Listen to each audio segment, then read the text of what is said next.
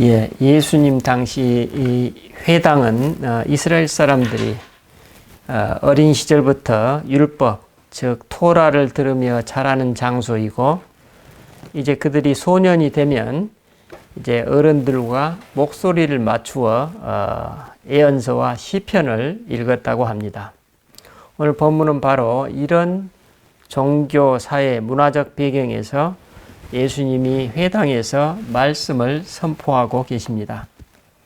예수님 역시도 아주 어린 시절부터 이 나사렛 회당에서 듣고 배우고 성장하셨을 것입니다.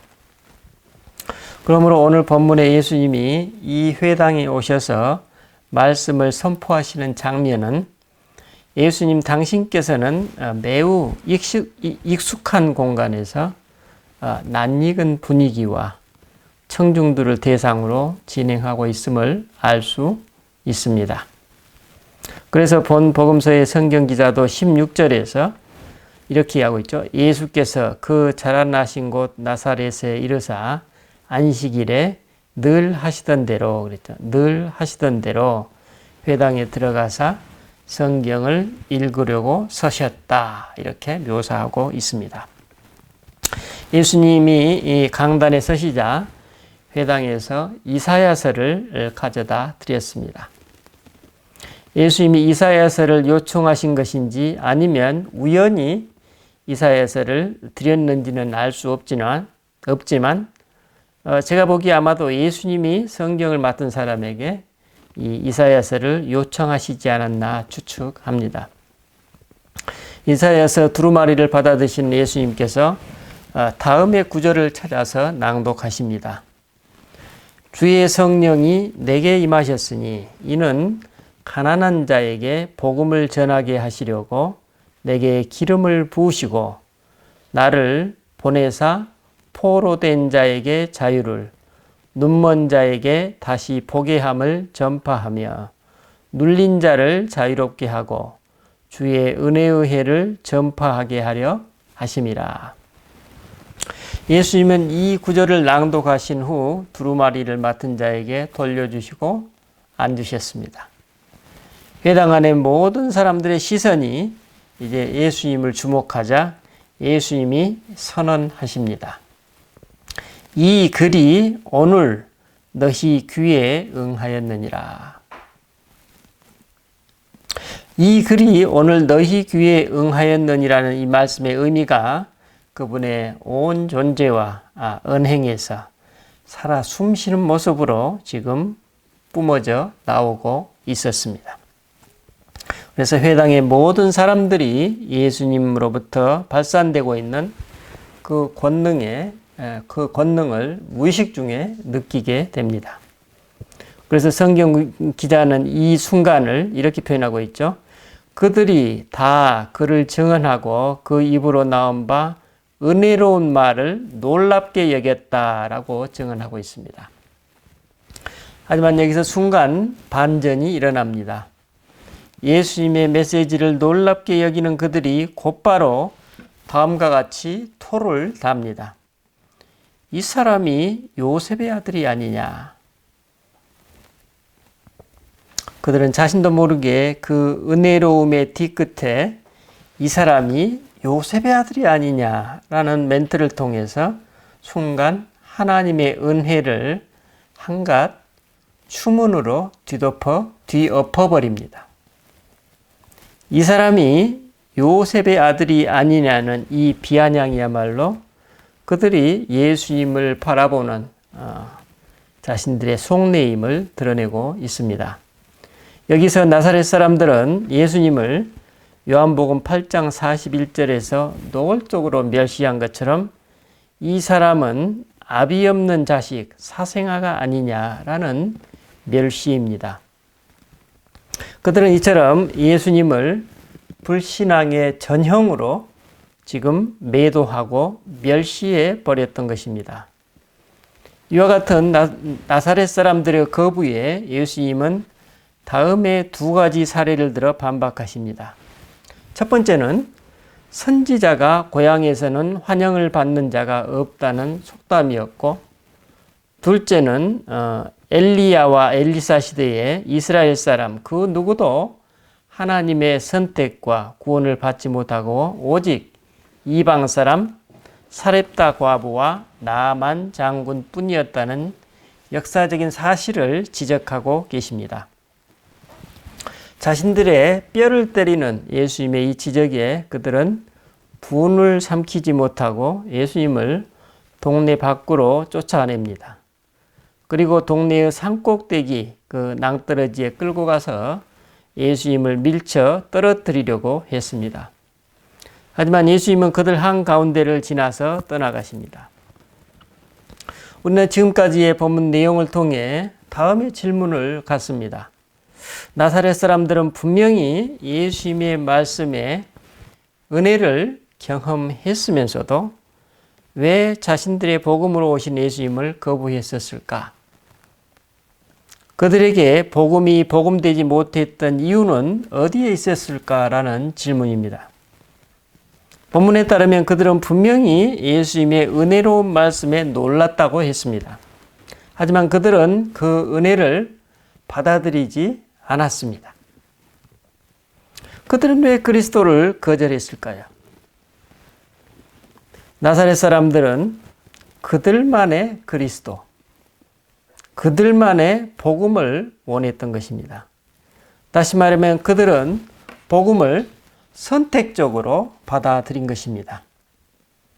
하지만 예수님은 그런 선택적 복음은 복음이 아니라고 말씀하고 계십니다. 그렇게 선택적으로 복음을 받아들인 사람들에게 그리스도는 이적을 일으키시는 분, 즉 현실적인 문제에 대한 해결사점으로 오셔야 한다는 것입니다. 또 그리스도는 이방 민족을 포함한 인류 전체를 위해 오신 것이 아니라 이스라엘만을 위한 분이어야 했던 것입니다. 바로 그 내용이 오늘 23절로 29절에 설명되고 있습니다. 예수님은 이스라엘 사람들의 편협함을 설명하기 위해서 먼저 전통적인 속담 하나를 인용하십니다. 23절에 보면 나사렛 사람들은 예수님께 가버나움에서 행한 일을 당신 고향 여기서도 한번 해보라고 요구합니다. 사실상 그들은 이 사람이 요셉의 아들이 아니냐는 자신들의 경멸을 당신이 이적을 통해 한번 뒤엎어보라는 것입니다.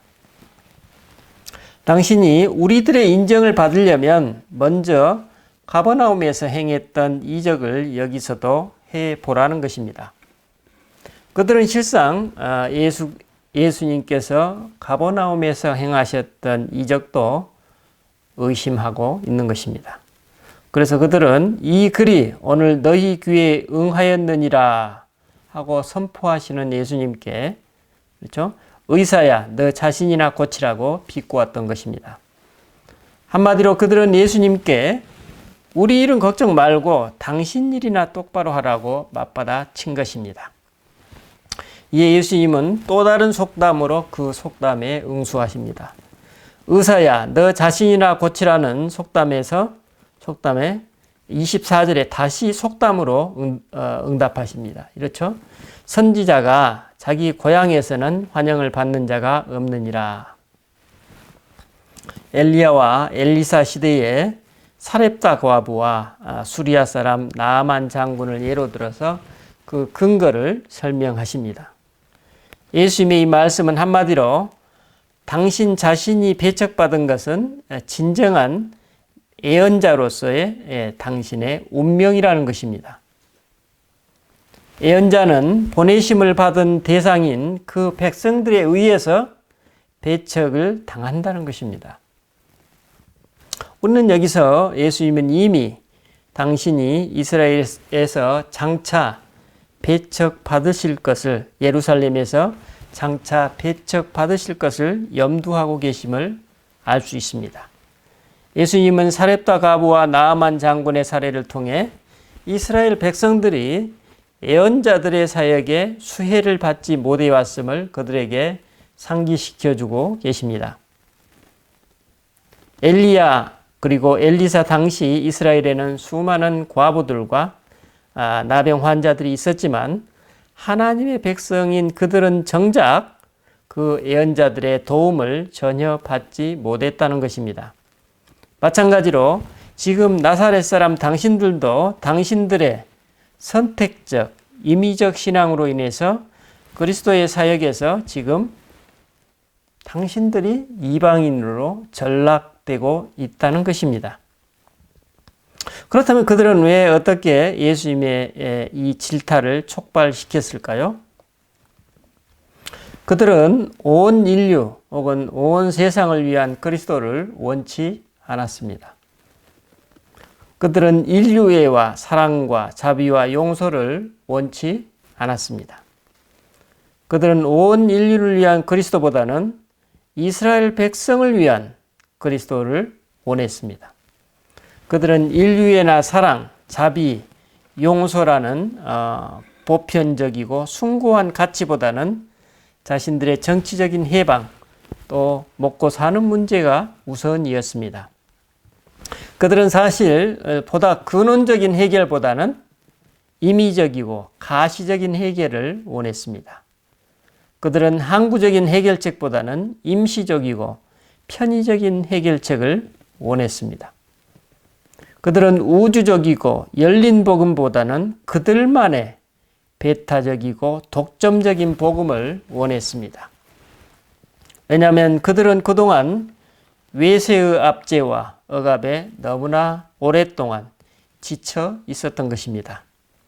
그들이 경험해온 압제와 부조리의 깊이와 넓이와 무게만큼 그들은 현실적이고 눈에 보이는 해결책을 목말라 했던 것입니다.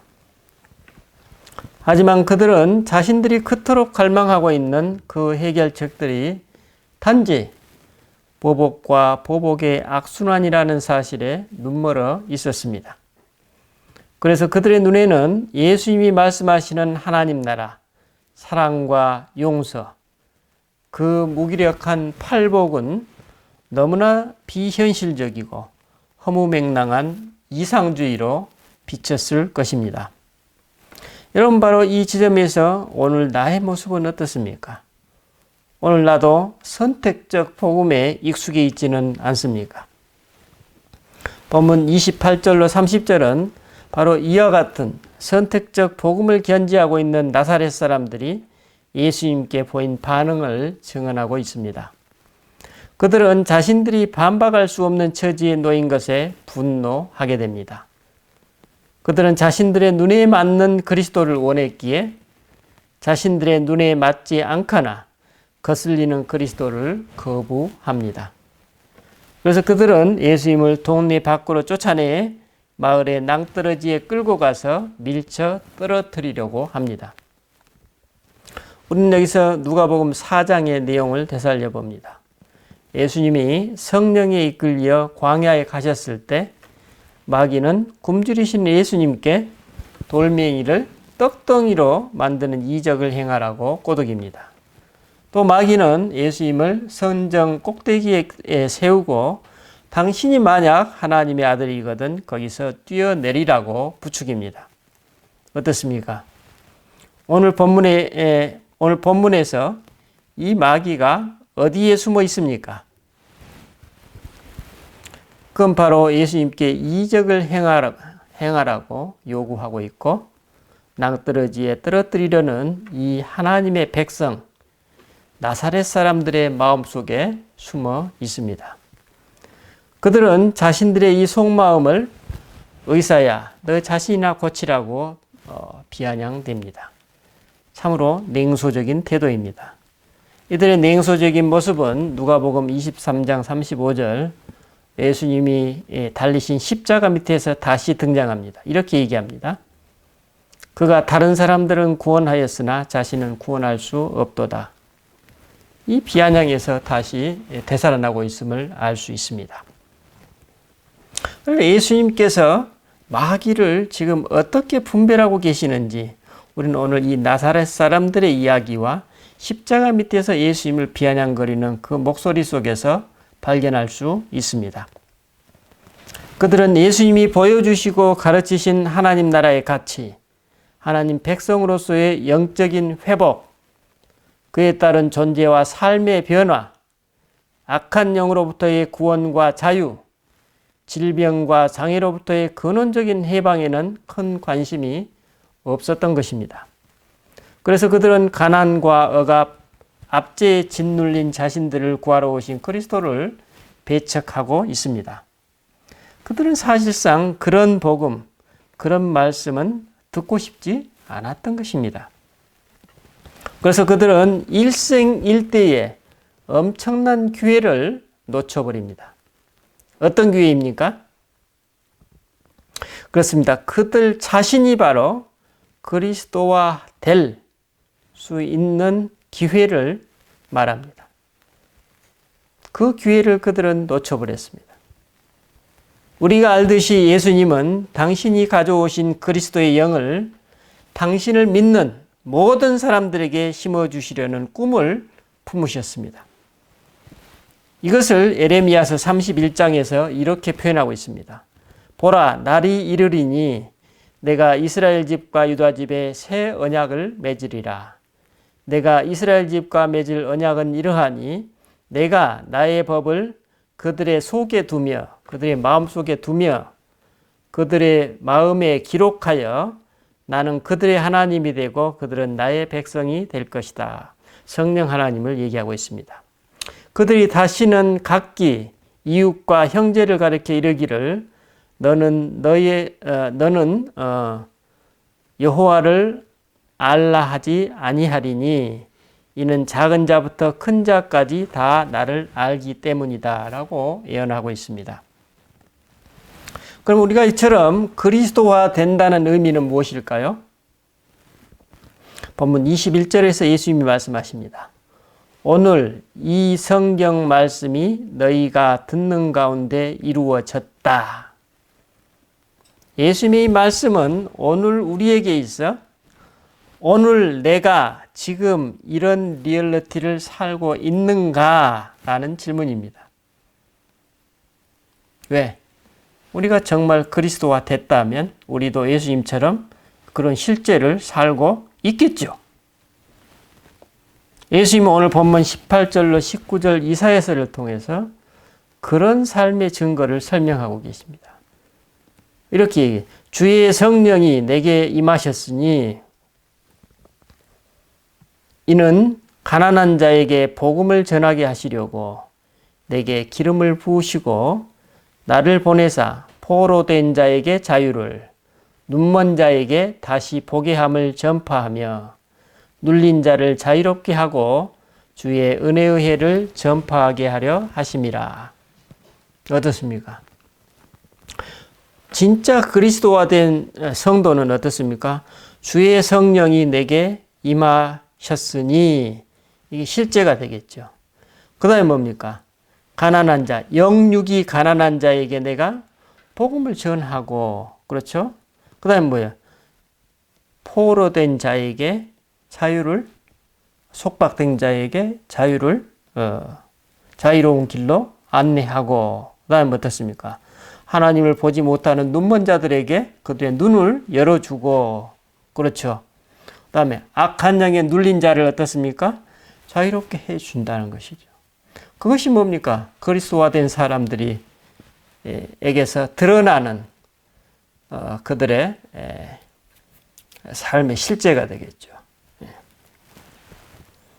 어떻습니까? 오늘 우리가 바로 이런 리얼리티를 살고 있다면 그 사람은 진정 그리스도인이라는 메시지입니다. 오늘 내 존재와 삶에서 이런 내용이 드러나고 있습니까? 예수님은 우리 모든 성도가 당신을 그리스도로 받아들일 때 당신께서 우리 안에 내주하셔서 우리의 온 존재와 삶을 차지하시기 때문에 내 존재와 삶을 통해 바로 이런 사역을 그분이 행하시겠다고 말씀하십니다.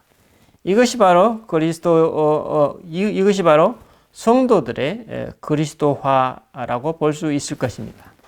그래서 모든 성도들이 이런 존재와 삶을 살아갈 때 그 나라가 하나님 나라이고 가장 보편적이고 근원적인 세상과 인간의 문제 해결 책이라는 메시지입니다.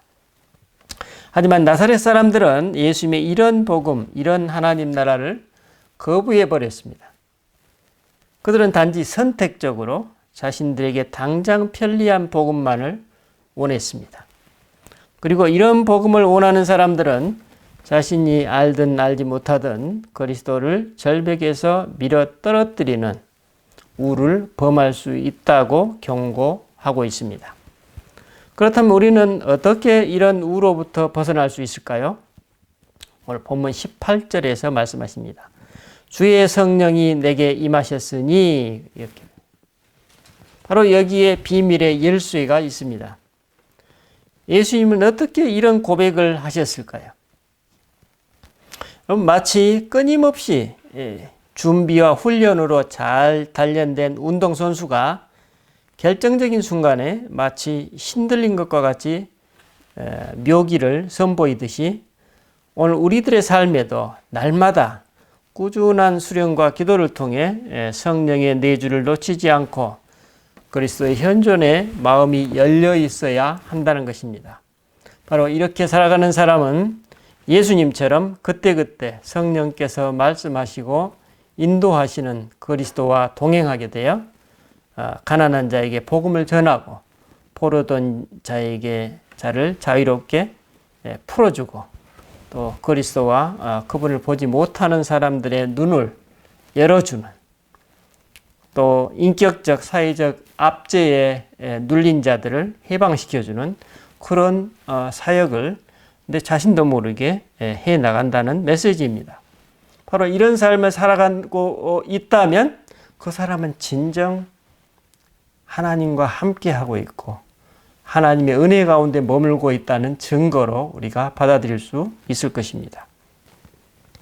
그래서 예수님 역시도 오랜 준비 기간과 기도 생활 또 세례를 통한 하나님 아들이라는 소명의 확인 과정이 있었죠. 그리고 또 무엇입니까? 아까 말씀드렸다시피 광야의 시험 과정이 있었고 또 그러한 모든 과정을 통해 드러나는 하나님의 영을 당신의 삶 속에서 드러내셨던 과정이었음을 우리가 볼 수 있습니다. 하지만 오늘 본문에서 나사렛 사람들은 그리스도께 마음을 열기는커녕 예수님을 낭떠러지에 밀쳐 떨어뜨리려 했습니다. 당신이 그리스도가 맞으면 그것을 증명해 보라는 것입니다. 하지만 예수님은 그들을 빠져나오셨습니다. 그들만의 그리스도, 보여지고 손에 잡히는 그리스도가 되어 그들만이 경배할 수 있는 그리스도가 되어달라는 그 유혹을 단호히 거부하셨던 것입니다. 누가는 바로 이 장면이야말로 하나님께서 예수님을 보호하고 계시는 증거라고 지금 증언하고 있는 것입니다. 왜냐하면 예수님의 이 모습은 예수님 당신의 자기과시가 아니라 당신의 참된 소명, 하나님의 사랑을 이 땅에 현시하시는 헌신에서 비롯되었기 때문입니다. 본문을 증언하고 있는 누가는 이스라엘이 바로 이런 삶, 이방 혹은 열방의 빛으로 부름받은 하나님의 백성으로서의 사명이라 일깨워주고 있다는 것을 오늘 우리가 발견합니다.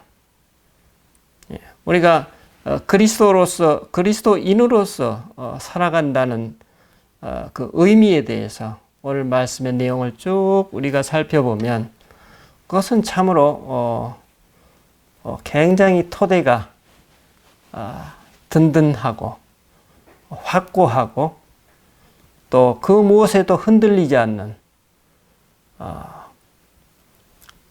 도저히 그 누구도 흔들 수 없는 그러한 너무나도 든든한 토대 위에 우리 성도가 서 있음을 발견하게 됩니다. 오늘 저와 여러분의 삶 가운데 그런 든든한 토대 위에서 자유롭고 온전한 삶으로 주님께 응답하는 복을 누리시기 바랍니다. 기도하십시다. 주님, 우리는 오늘 나사렛 사람들처럼 이따금씩 척박한 삶의 환경과 급박한 상황에 짓눌려 어쩌면 손쉬운 해결책, 임시방편의 능력, 그래서 눈에 보이고 손에 잡히는 이적을 구하곤 합니다. 하지만 주님은 오늘 당신께서 그런 해결사로 오신 것이 아니라고 말씀하십니다. 그보다는 먼저 지금 우리와 함께 하시는 그리스도와 당신의 사랑에 마음을 열고 당신의 사랑에 눈뜨라고 말씀하십니다. 이 길만이 바른 길이고 근원적인 해결책이기 때문에 당신이 이런 상황에 우리를 위해 십자가를 지셨음을 이 시간 깨닫습니다. 주님, 우리가 당신의 그 깊고 넓은 사랑을 알고 배우게 하옵소서. 감사드리고 우리 주 예수 그리스도 이름으로 기도드립니다. 아멘.